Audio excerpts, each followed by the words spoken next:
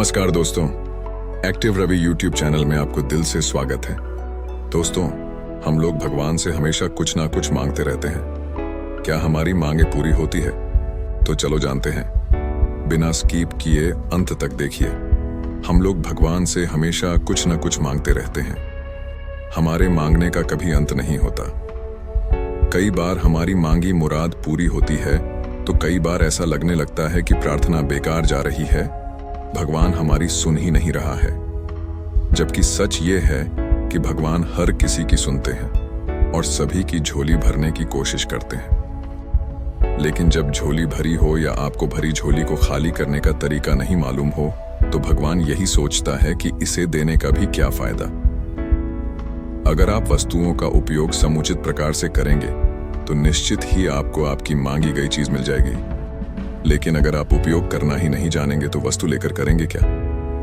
भगवान बुद्ध के एक शिष्य ने कहा, प्रभु, मुझे आपसे एक निवेदन करना है। बुद्ध ने उसकी ओर देखा, जैसे कह रहे हो कि पूछो। शिष्य ने कहा कि मेरे वस्त्र पुराने हो चुके हैं, अब ये पहनने लायक नहीं रहे, मुझे नए वस्त्र चाहिए। बुद्ध ने शिष्य के वस्त्रों की ओर देखा। वस्त्र सचमुच बिल्कुल जीर्ण हो चुके थे। बुद्ध ने दूसरे शिष्य से नए वस्त्र लाने के लिए कहा। कुछ दिनों बाद बुद्ध अपने उस शिष्य के निवास पर पहुंचे।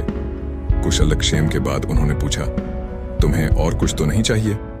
शिष्य ने कहा कि मैं इन वस्त्रों में बिल्कुल आराम से हूं, मुझे और कुछ नहीं चाहिए। अब बुद्ध और शिष्य का संवाद शुरू हुआ, जो इस प्रकार था। बुद्ध, अब जबकि तुम्हारे पास नए वस्त्र हैं तो तुमने पुराने वस्त्रों का क्या किया? शिष्य, मैं अब उसे ओढ़ता हूं। बुद्ध, ओढ़ने के पुराने वस्त्रों का क्या किया? शिष्य, जी, मैंने उसे खिड़की पर लगा दिया है। बुद्ध, तो क्या तुमने पुराने पर्दे फेंक दिए? शिष्य, जी नहीं, मैंने उसके 4 टुकड़े किए।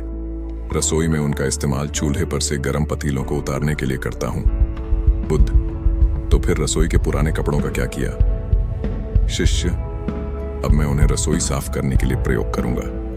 बुद्ध, तो रसोई के पुराने वस्त्रों का क्या किया? शिष्य, प्रभु, वह अब इतना तार तार हो चुका था कि उसका कुछ नहीं किया जा सकता था।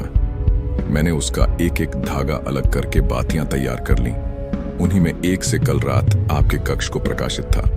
बुद्ध शिष्य के इन उत्तरों से संतुष्ट हो गए। वे प्रसन्न थे कि उनका शिष्य वस्तुओं को बर्बाद नहीं करता और उसमें समझ है कि उनका उपयोग किस तरह से किया जा सकता है।